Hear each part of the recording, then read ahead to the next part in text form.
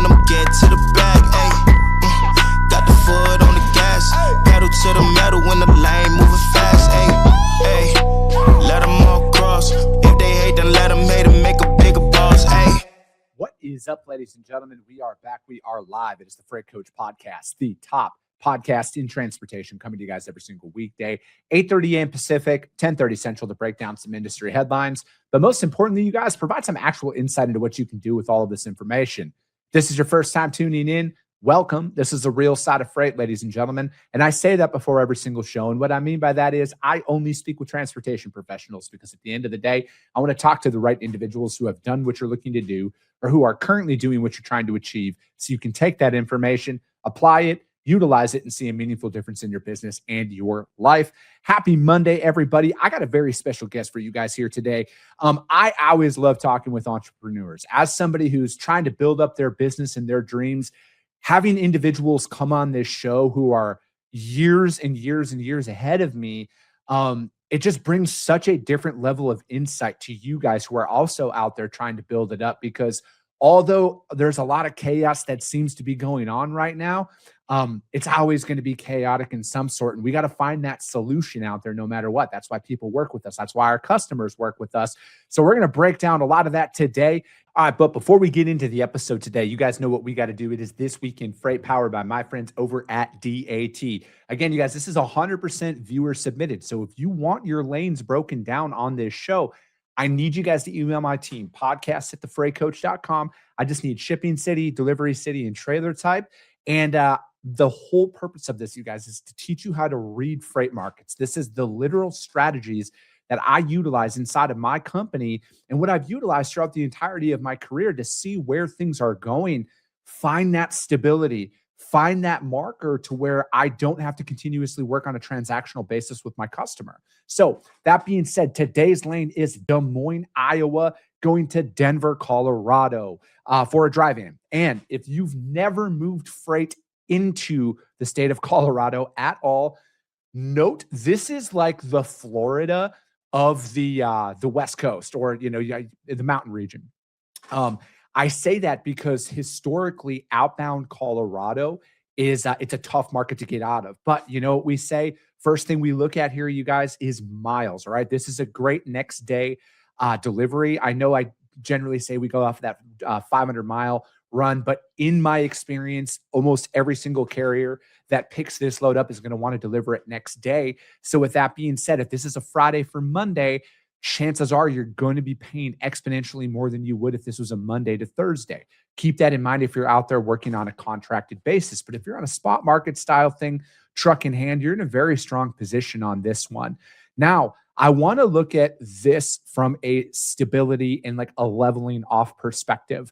I generally like to look at the last 90 days, and we're coming up on the end of June here. So I'm rounding up a little bit, but I went to public school, so forgive me on that. If we're looking at this in April, it was like 2,700 on this lane. And then in June here, almost the end of June, we're at 2,850, right? So that's almost a 90-day cycle. And those are those metrics that I look at to see where is the stabilization, where is the peak on this. And obviously this lane has skyrocketed. I mean, we're at 700, almost 700 miles. We're almost, $2,800, $2,900. So it's a very good rate per mile. But again, you got to pay attention. You might be looking at that, be like, that's very high, but you need to pay attention to the outbound market here. Okay. Denver is historically very soft going out of there. To look at it from this perspective, and I know rates are going to be a little bit more elevated, but sometimes I'll look and see. So if you pay attention to this here, look at that, right? It's like about $2 a mile coming out of there. But comparatively speaking, going in, that's the inverse that I'm talking about. And it's just because it's exponentially cheaper coming out of there because there's a lot of freight going into Colorado, not a lot of stuff going out. So disproportionately affects that rate going into that market. And you need to pay attention to that stuff. You need to know the direction of where your freight is heading, what that outbound market looks like, because there's only a select few carriers who will go into Denver, i.e. most carriers who are based in Colorado, or maybe people who are trying to work their way back out west. But it's not a high profile destination out there where like everybody wants to go because they know that they're going to get good paying freight out. Excuse me.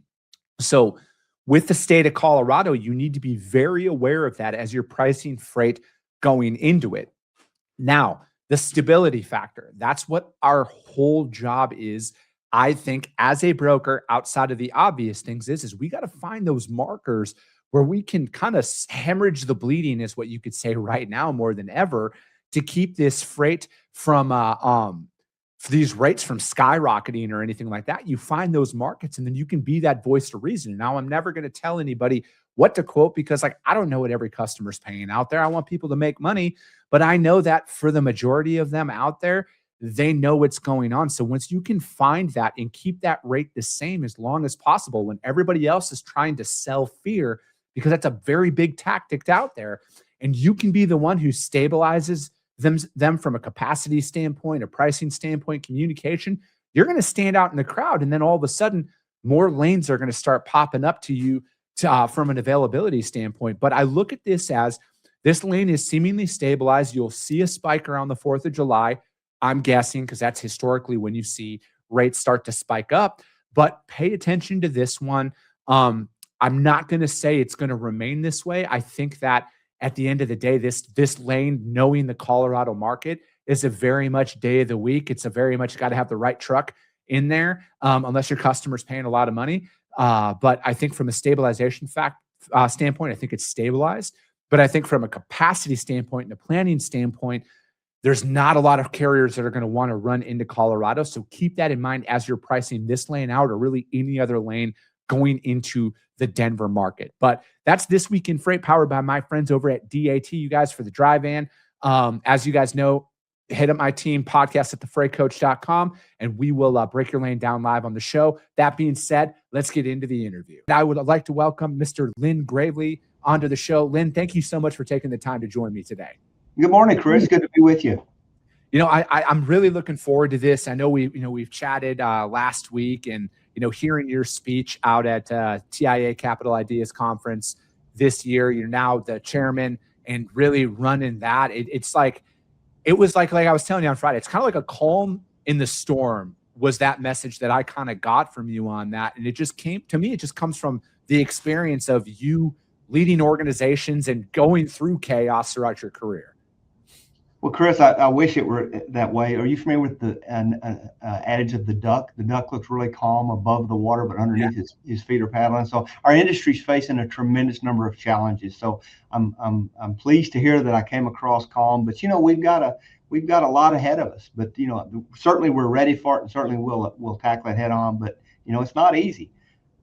Yeah, no, I completely understand. And so let's go back to the kind of the beginning, Lynn. Like I always like asking entrepreneurs this: what was it that made you say, you know what, I'm going to go out there and build something on my own? What made you want to go out there and plant your flag and try and go after your dreams? Now, I'm happy to tell you that, and it's a very unusual story. So with a freshly minted biology degree from North Texas State University, I got a job with a really good chemical company. Worked for them for 6 months, worked for them for 3 months, got married, and then had newly married a lovely wife, 38 years married. After being married for 3 months, I got a notice that the company was selling the company. They were firing every employee because a company from overseas wanted our products. And so for a few months, I tried to find another job. And all through high school and college, I grew up in a rural area, and I had all my friends were farmers and ranchers. My dad had a corporate job. And this one guy that I worked with, and I drove trucks on the weekends. I love equipment, loved semis, and loved it, but didn't see that as a path to wildly success that I'd envisioned at a young age. He kept trying to get me to go to work for him, and I said, "Man, I can't get in the trucking business. I'm educated." And he said, "Well, no, you need to try it." So I kept trying to find a job. After I lost that first one, unsuccessful. And then finally one day he told me, he said, "If you'll come to work for me and help me, I'll help you start your own deal." And so I rationalized at that point, because I was bitter, freshly minted college degree, been fired after only 6 months, and I was bitter. And I thought, you know what, if I start my own deal, I'll always have a job. I may not have a check, but I'll always have a job. And I think with a lot of things, when you're young and naive, you do stupid stuff because it seems idealistic. It just happened to work for me. that to me is, I love hearing that, because I think that everybody thinks that there's this path to entrepreneurship, Lynn, where it's going to be like people are going to welcome you in and, hey, come on, let's go out there and do. Everybody's got that story where they find themselves without of a job, something happened, and then you're like, you know what, I'm going to go out there and do it. And, because for me, it's like I've been praying for a long time, Lynn. I want to be my own boss. I want to do my own thing. And, the term "the Lord works in mysterious ways" never resonated with me as much as it did then in 2020, when I found myself out of a job at the beginning of COVID and nobody was hiring.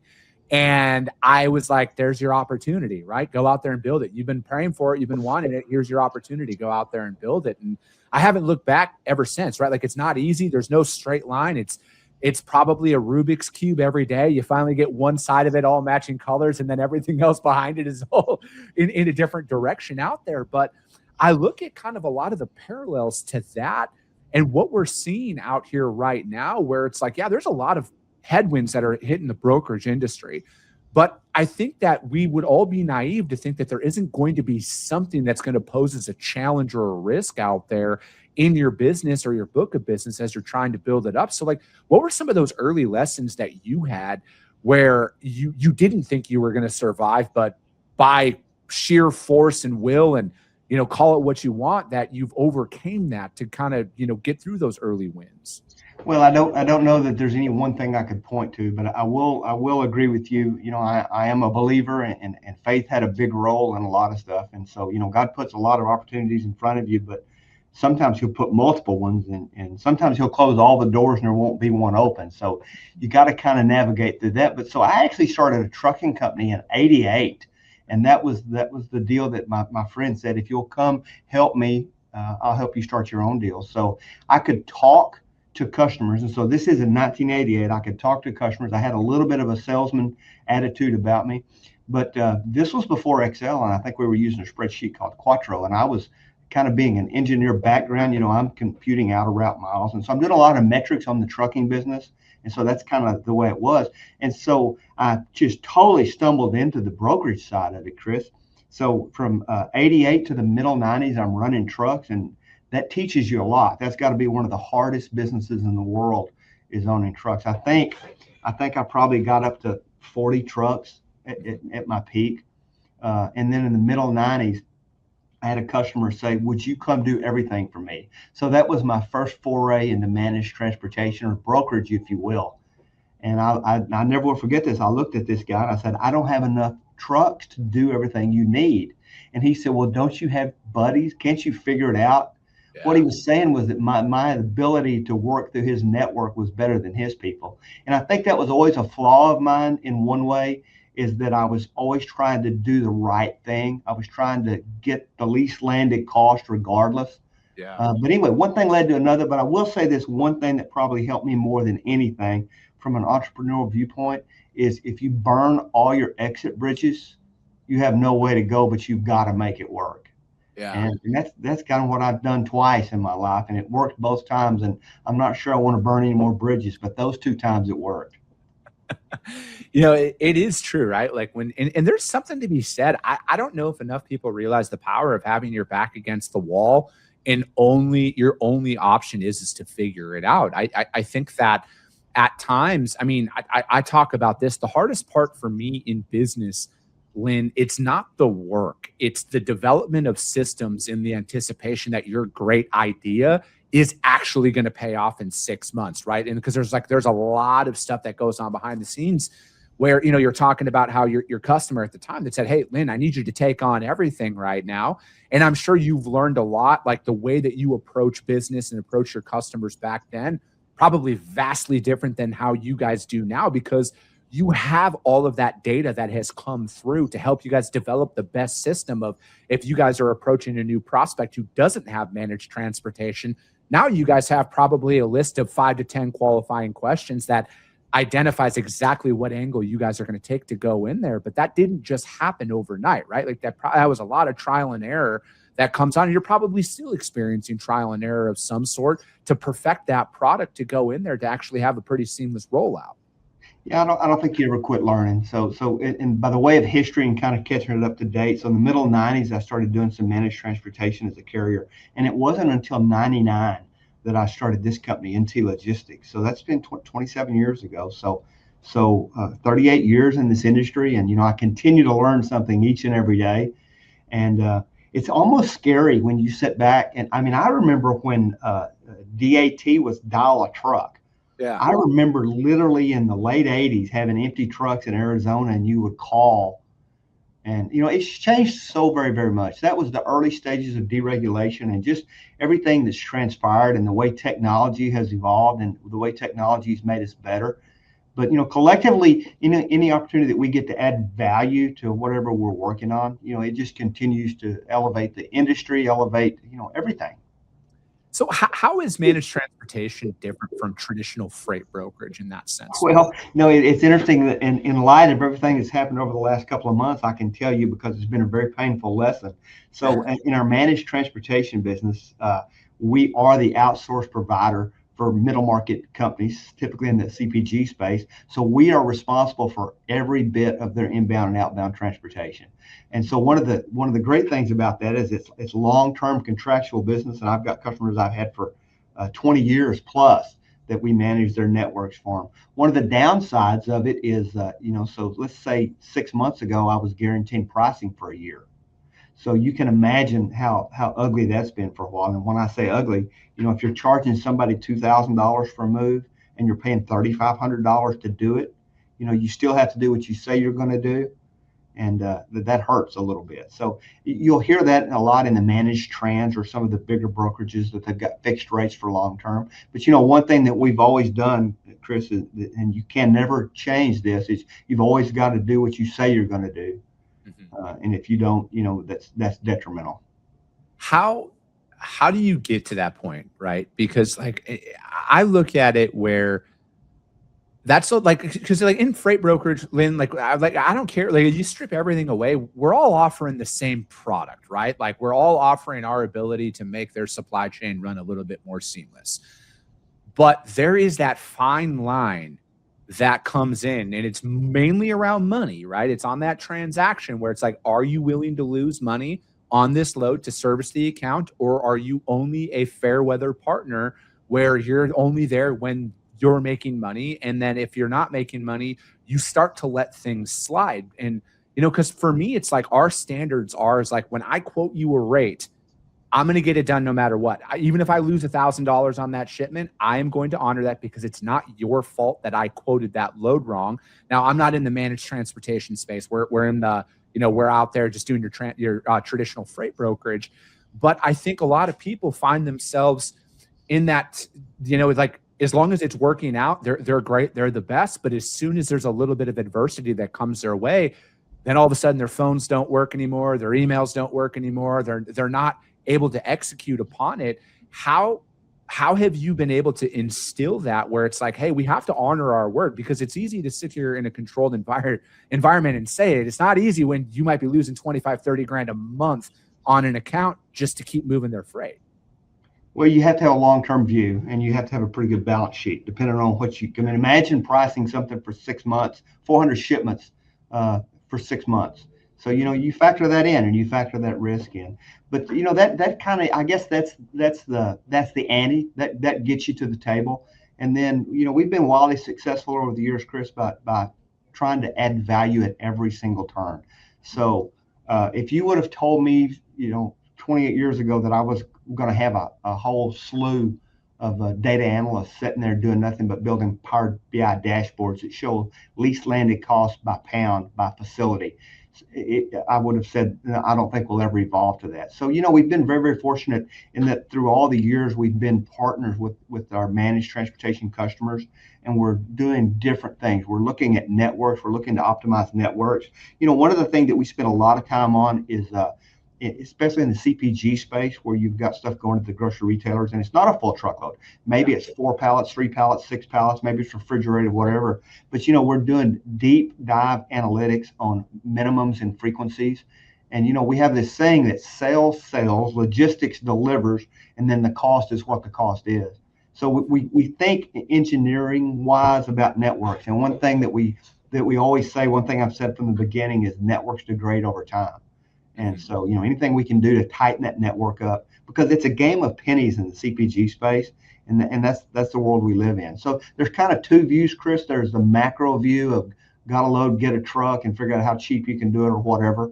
And then there's the relationship. We want to use the same carriers. We've got to provide amazing service that's demanded in the CPG space. And then on the back end, turn around and create metrics through your Power BI dashboards that you can send throughout an organization, 7 layers deep, so that everybody sees the value.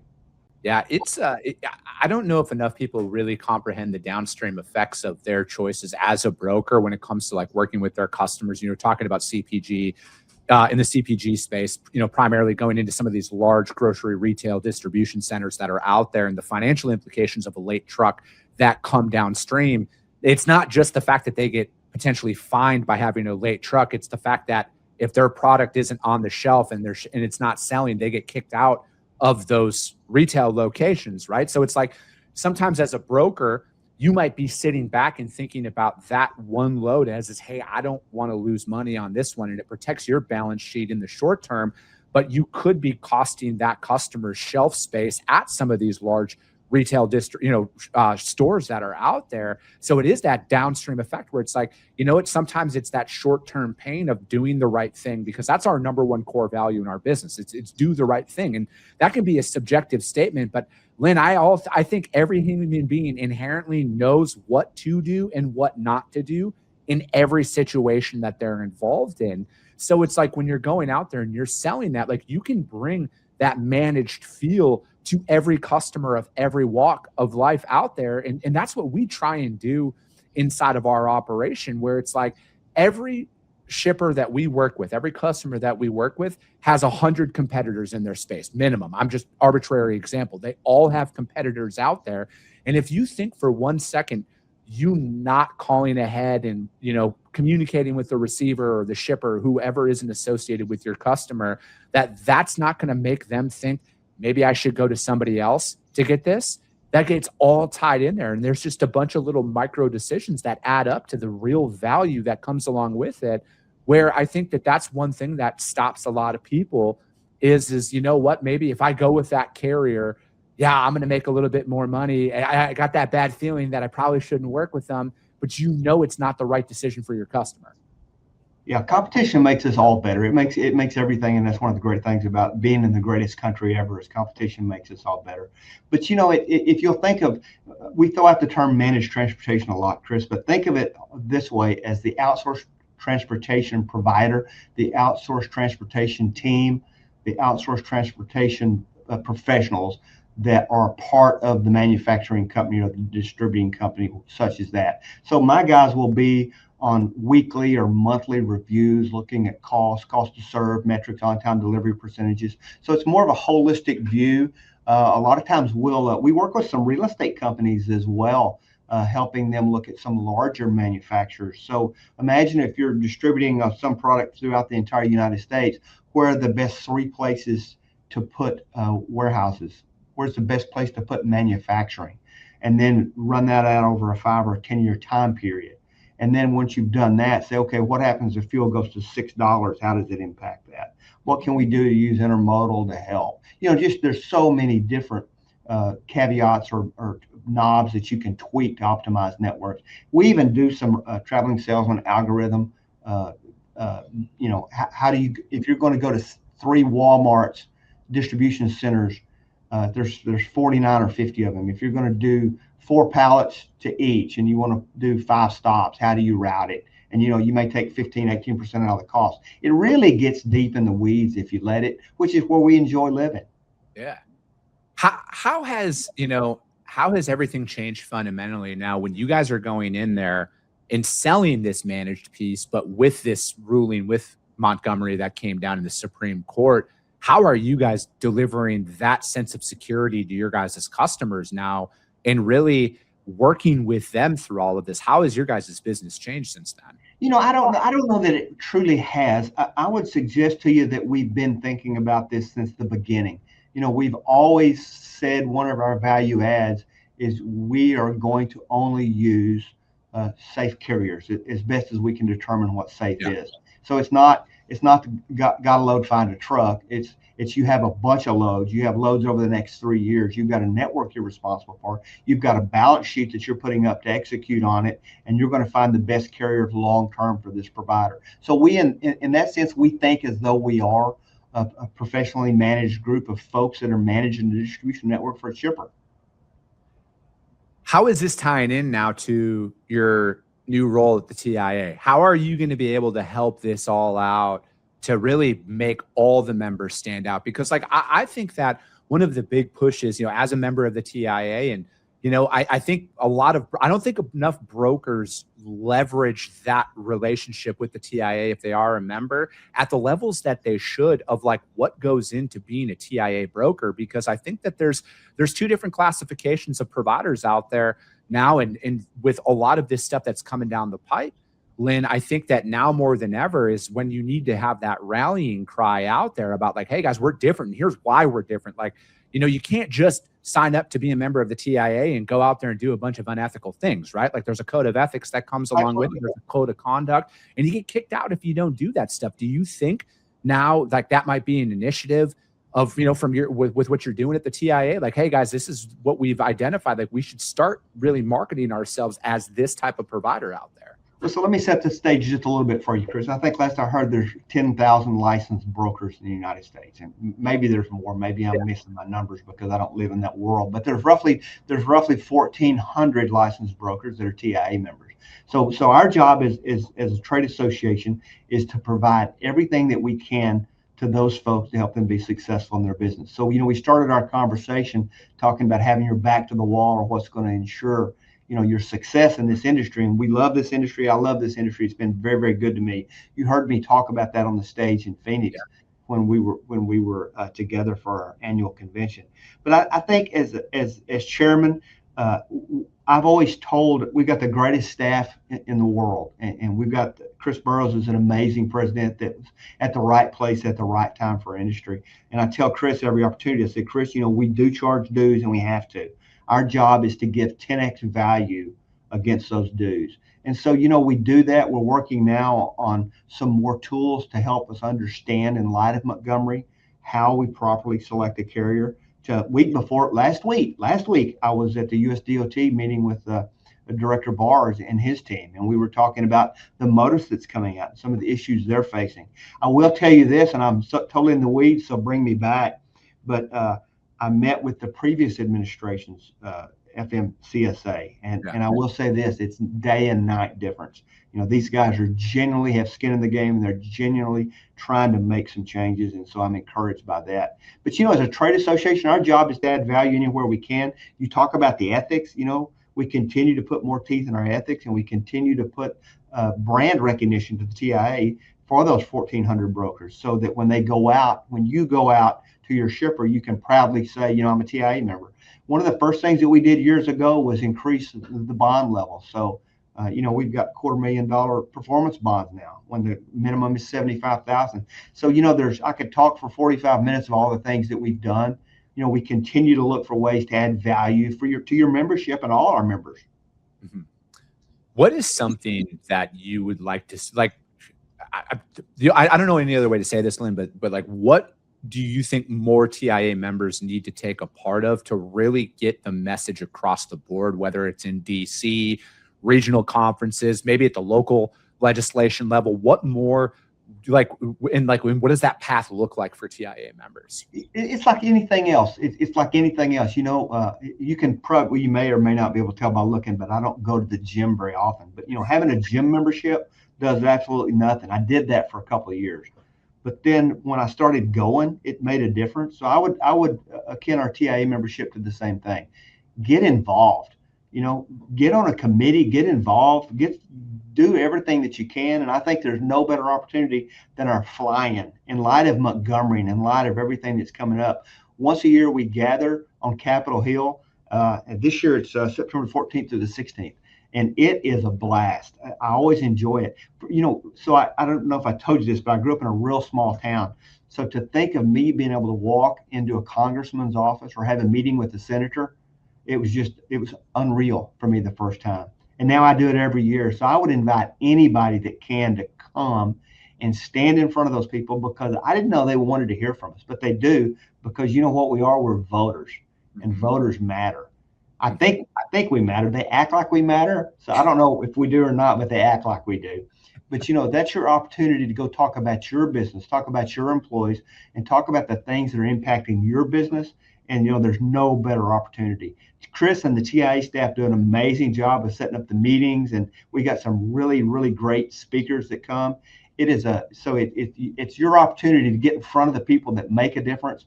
And you know what, Chris? I have as much fun just like walking between meetings with folks like you, and reach over to the side and say, so this happened to me. What did you do when that happened? So it's a little of both. Mm-hmm. I to kind of tie in what you said a little bit earlier there about the current administration's, FMCSA and DOT, like I've never seen this much activity this quick, right? Like it always sounds great. There's always a bunch of great talking points that are out there, but there's no action. It seems that there's a lot of action now. And I think that if you want to see more action done, it is going to take, everything starts and stops in DC, right? Like we want to sit here and talk about, anything other than the fact that you got to get boots on the ground out there and get in front and have your voice be heard. I'm a firm believer that we still have a voice in this country, and we still have a voice in the industries that we work in, but we also have an obligation to have those voices be heard out there. And if you can get on the ground and go do it, you got to go do it, and set those meetings up. And I think I'm from a small town too, Lynn. Like I'm from a town of 1,800 in northern Wisconsin that has 1 stoplight, 4 churches, and 7 bars. Like your prototypical small town USA out there.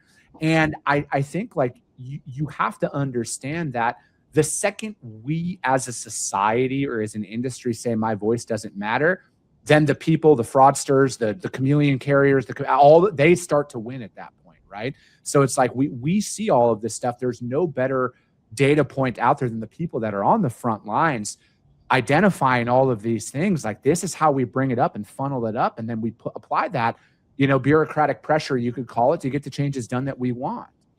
Yeah, and it's just a continual, I've learned it's a continual effort. The more we go, the louder we become, and the more I can tell that they hear us, and the more that they listen. And that's what gets stuff done. I mean, you can see some of the silly things that have happened in our country over the last 60 or 70 years, and it's because those were the ones that were the loudest up there. So I think in a nutshell, it's time for us to get loud. We've got the fraud that goes on, the theft that goes on, and we're starting to get some traction there. As a TIA, we've rallied the FBI, and we've got FBI contacts now, and they've really helped us make a dent in that.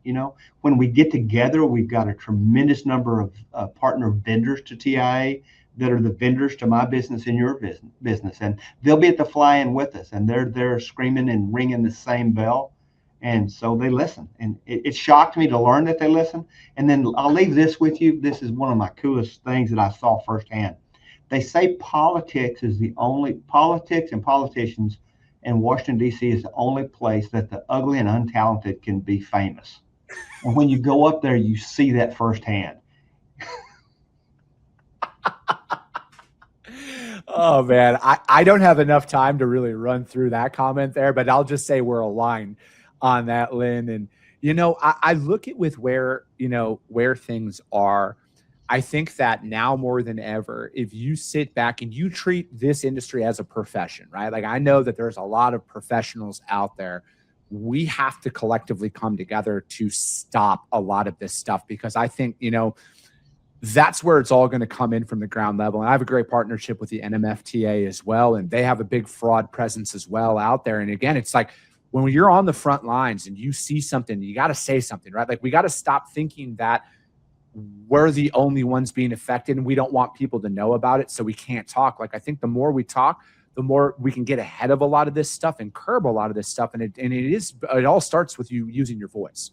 And we're starting to get some momentum. I mean, over the 10 years I've been going up there, our groups get larger and larger. We get better and better meetings. Last year I wasn't there, but we had meetings with both of our Texas senators. And so we're starting to get some traction. So, I would urge all your listeners, if you're not a TIA member, become a TIA member. Most importantly, if you are a TIA member, join us September 14th to the 16th in DC. And man, it's amazing. It's amazing what people stand in there, politely addressing these people. And I'm serious. They are kind of movie stars, because if you watch Fox News or CNN and you walk down the halls of Congress, you see them and you're pointing at them. And I've had my picture taken with 2 different Speaker of the Houses, which is pretty cool. And some of the famous congressmen and congresswomen. It's a pretty cool deal. Dude, I love it. Lynn, thank you. I knew this was going to fly by, and you're right. We could have gone on for another hour at minimum here. How does anybody reach out to you, though, to find out more about what you got going on? Gee, I don't know. You didn't prepare me for this. We've got a website, I'm told, www.ntlogistics.com or TIA.org. Certainly, man.